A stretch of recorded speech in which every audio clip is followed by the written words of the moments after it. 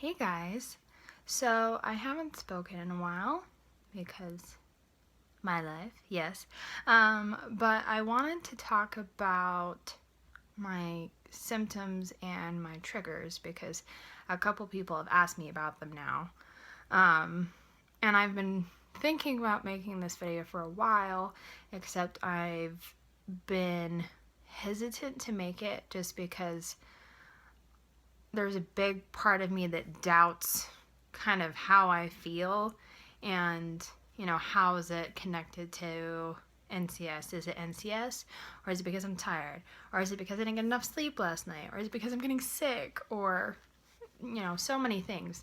Am I sore because I did something yesterday? Or am I sore because of the NCS?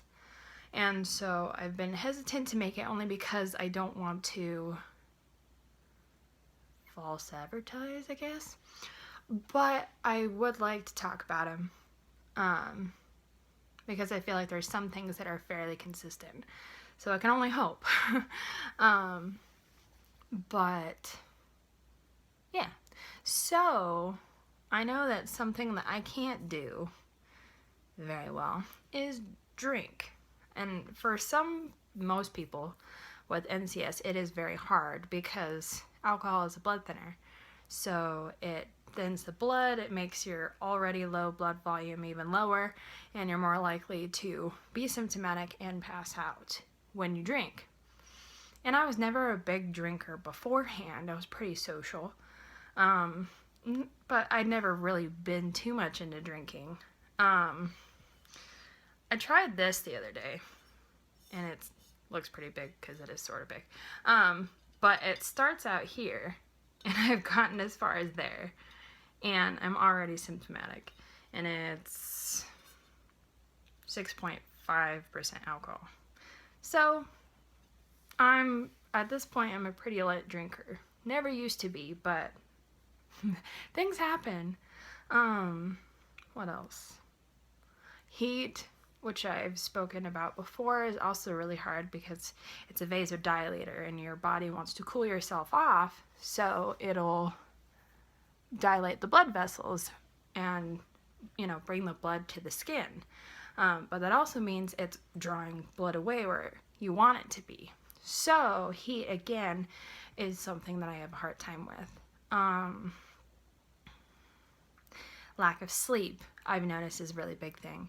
I've found that on the days where I don't really schedule my sleep or I don't get enough sleep, I'm pretty wiped out the next day. I have a lot more tachycardia, or I have a lot more bradycardia, and I'm just really exhausted and really tired. My heart just feels wacky, and it's like not getting enough sleep times 10. So I found that not sleeping is pretty bad for me. What else? I have a coat hanger headache, and I don't know if anyone knows what that is, but the coat hanger headache is where it kind of goes up your shoulder and up your neck and kind of behind your ear on both sides, and it's called a coat hanger headache because of the shape it makes. And it's caused by not having enough blood in that particular part of your body, so it struggles more. And so if you have orthostatic hypotension, you're more likely to get this headache. And I always have it to some degree. I haven't really found anything that really gets rid of it besides lying down and resting, which I don't always have time for, but I try. But that's something that I consistently have all the time to some degree, just because of the nature of the beast, I think. I'm pretty exercise intolerant, which is also a classic sign, symptom, whatever, of NCS. So again, it's about that vasodilation and, getting hot and drawing that blood away where you want it to be. And you're more likely to pass out then as well. I found swimming is a godsend because it it's a natural constriction because of the water. So it's like wearing one big compression stocking. And it's also cool, so it keeps you cooled off while you're working out. So you can swim pretty hard without overheating. And I've found that I feel the most normal when I'm in the water. And I don't always get to go swimming, but it's always so nice just to be in the water and to be cool and be able to actually feel like I'm working out and really stretching out my muscles and really, getting a good workout in, because it's so hard to do when you have NCS. So swimming is a huge thing for me. And I found that I'm just in less pain when I'm able to swim because I'm not tight and cramped and, feeling that lack of exercise. What else? Some symptoms that I have that I don't notice, but my family members, my friends have noticed, is that when I'm tired, when I've had a long day, especially if I've been pretty symptomatic, my eyes will get, it's called nystagmus, and you usually see it in people who are drunk and their eyes kind of tick, especially when a police officer pulls you over, they do the drunk test where they go like this and you're not allowed to move your head. And if you notice, the eyes will go ding, ding, ding, ding, ding, ding, ding. And that's what my eyes do when I'm tired or I've had a rough day. And I don't know if anyone else has that, but that's just something that I've personally noticed.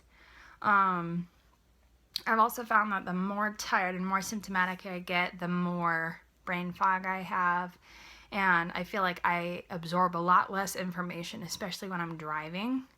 I used to drive no matter how tired I was.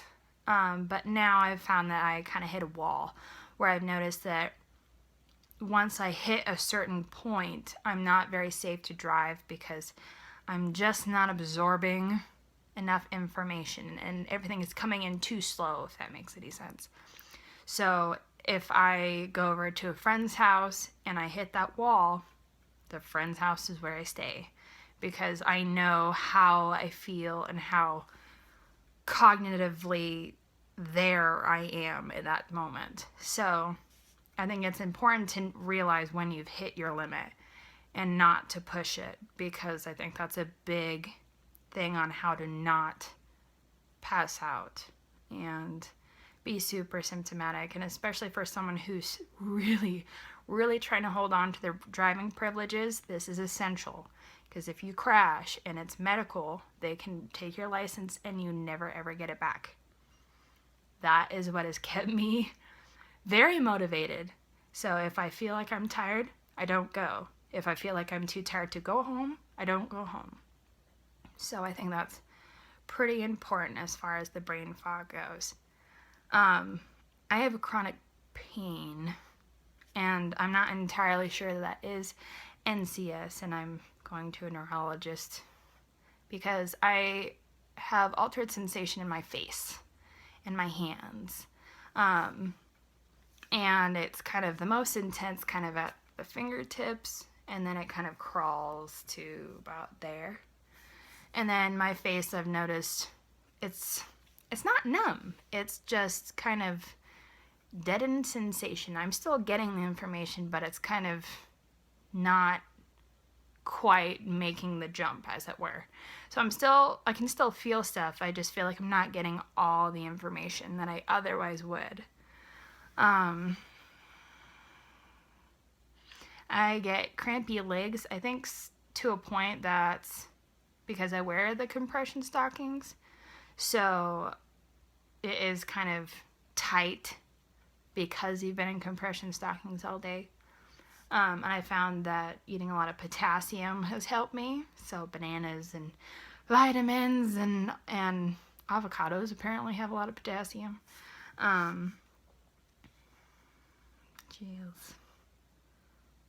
Eyes.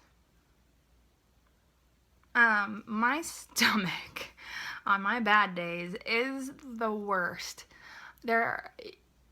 When food comes out, as soon as I see it or as soon as I smell it, I automatically know whether or not I'm going to be able to eat it or not. Because on my symptomatic days, my stomach just hates me, and it's very picky. If I eat something that my stomach doesn't want, I just feel absolutely nauseous, like nauseous. So I tend to avoid the foods that make me nauseous, but that also means a lot of times I don't eat that much. And this most recently, I had a period where I'd overworked myself. I'd been trying to go to work, I'd been trying to go to school, and I was just overstretched, and that showed in my symptoms. And so I ended up losing 12 pounds in a month, I think, just because my stomach just wouldn't handle a whole lot.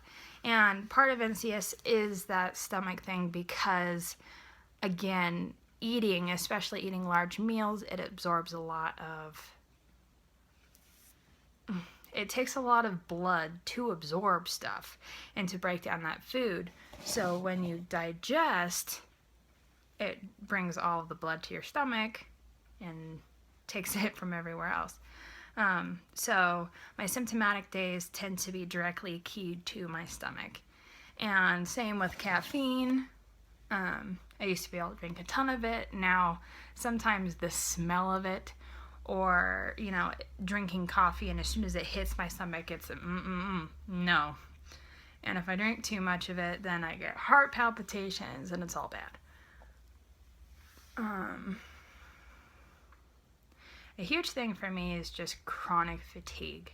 No matter how much sleep I get, no matter how well I treat myself, how well I eat, how much salt I eat, how much water I drink, I'm always really tired. And the more I get out of my routine as far as water or salt or sleep, or the more I overwork myself, the more tired I am and the longer it takes to recover. And so that's a big one, and I'm hoping I can fix that as well, hopefully with a neurology appointment. But yeah, a lot of chronic fatigue, a lot of kind of nerve weirdness, a lot of heart weirdness. I'm not one of the people that pass out to blood or to adrenaline or to... Some people pass out to smells. I found I'm a lot more tacky, as it were, if I'm in a stressful situation, but it's not really a trigger for me. So a lot of it is just not enough sleep and heat, and occasionally just everything just kind of lines up and you just have a bad body day. Yeah, those are kind of my symptoms, and I've probably forgotten a ton of them.